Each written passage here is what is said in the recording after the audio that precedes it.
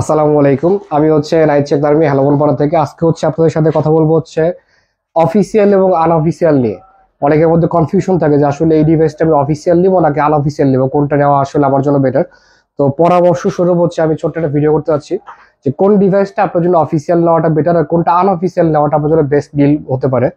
যেমন হচ্ছে মিড বাজেটের মধ্যে যেমন হচ্ছে M14, এটার হচ্ছে 464 অফিসিয়াল প্রাইসটা হচ্ছে আপনার 17,900। আনঅফিসিয়ালটা 13,000 টাকা বা তার আশেপাশে প্রাইস পাওয়া যায়, বাট ওর সাথে কিন্তু বক্স নেই। বক্সে কিন্তু চার্জার নাই, বক্স আছে বাট চার্জার নাই। সেক্ষেত্রে এটার 4 GB আনঅফিসিয়াল নেওয়া যেতে পারে। এরপরে হচ্ছে আপনার M14 6128, যেটার অফিসিয়াল প্রাইসটা ছিল হচ্ছে 23,300 টাকা, যেটা ডিসকাউন্টের পরে আফটার ডিসকাউন্ট এটার প্রাইস হচ্ছে 20,000 টাকা, 19,999 টাকা। তো এইটার কিন্তু আনঅফিসিয়ালটা কিনতে গেলে আপনি লেগে যাওয়া হচ্ছে অলমোস্ট 17,000 টাকা বা 16,500 টাকার আশেপাশে। সেই ক্ষেত্রে হচ্ছে এটার কিন্তু অফিসিয়াল নেওয়াটা বেটার।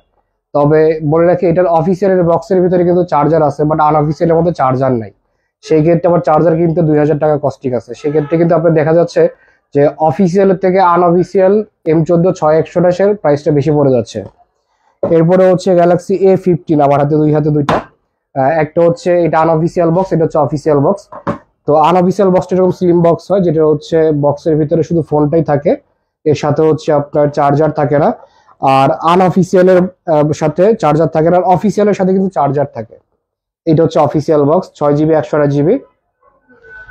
এটাও 6 128, এটা হচ্ছে 4G ডিভাইস আর এটা হচ্ছে 5G ডিভাইস। মার্কেটে আনঅফিসিয়াল 4G 6 128 এর প্রাইস অ্যাপ্রক্স 20,000 টাকার আশেপাশে প্রাইস কখন ওঠানামা করে।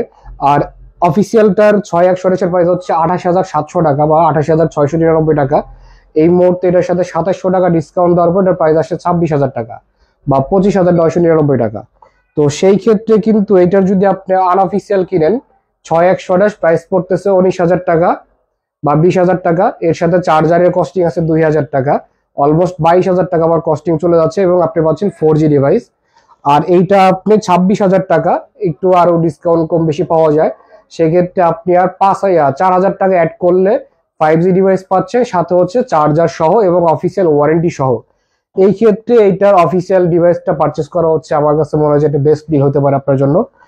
আর এরপরে এইটা হচ্ছে গ্যালাক্সি A35, এটা হচ্ছে আনঅফিসিয়াল বক্স।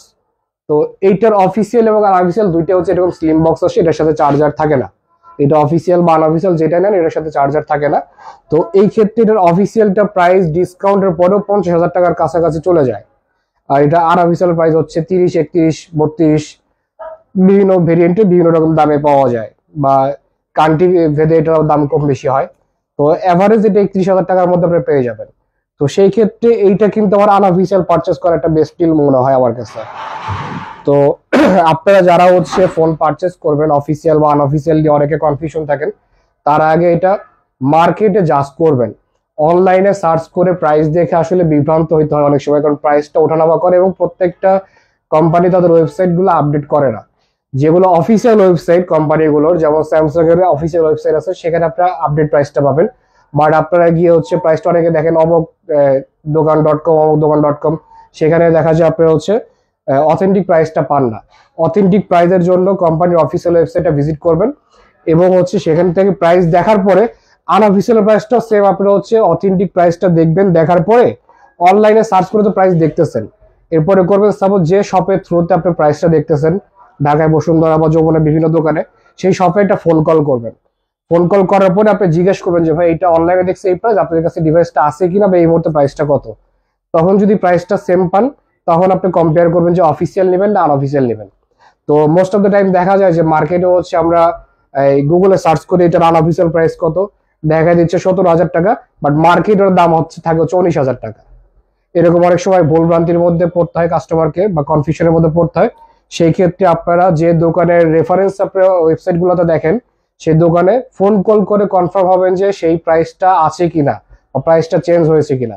তাহলে আপনাদের কনফিউশনটা চলে যাবে এবং তখন এই যে মার্কেটে খোঁজাখুঁজি করেন, আমরা একটা দাম বলি, তখন মনে করেন যে না দামটা বেশি চাচ্ছি, এইটা তখন আপনারা যাচাই করতে পারবেন। দাম যখন বাড়ে সবখানেই বাড়ে, দাম যখন কমে তখন সবখানেই কমে। কারণ প্রোডাক্টগুলো আমরা কেউই বানাই না, আমরা সবাই নিয়ে আসি, ইম্পোর্ট করি কেউ বা কেউ কারো সাপ্লাইয়ের কাছ থেকে কালেক্ট করি, আমরা কেউই কিন্তু প্রোডাক্ট বানাই না এগুলো। তো প্রাইস যখন বাড়বে সব জায়গাতে বাড়বে, প্রাইস যখন কমবে সব জায়গাতে কমবে। এটা হচ্ছে সবার জন্য এই মেসেজটা থাকলো যে আপনারা যেখানে প্রাইস দেখবেন জাস্ট একটা ফোন কল করে জিজ্ঞাসা করবেন যে প্রাইসটা এই মুহূর্তে আজকের প্রাইসটা কত বা আপডেট প্রাইসটা কত। তো আর এর মধ্যে আপনারা হয়তো আইডিয়া পেয়ে গেছেন যে কোনটা আসলে অফিসিয়াল কেনা উচিত বা কোনটা আনঅফিসিয়াল কেনা উচিত বা কোনটা আপনার জন্য কোন প্রাইসে বেস্ট ডিল মনে হবে। তো আপনারা যাচাই বাছাই করে কিনবেন। আর আপনি হ্যালো বনপাড়া থেকে কেনাকাটা করতে পারেন, হ্যালো বনপাড়া ভিজিট করবেন। ভিজিট করার পরে যখন দেখবেন যে আপনার এখানে প্রাইসিং ঠিক আছে, প্রোডাক্ট ঠিক আছে, কোয়ালিটি ঠিক আছে, দেন আপনি এখানে হচ্ছে প্রোডাক্ট কিনতে পারবেন। সবাইকে ধন্যবাদ।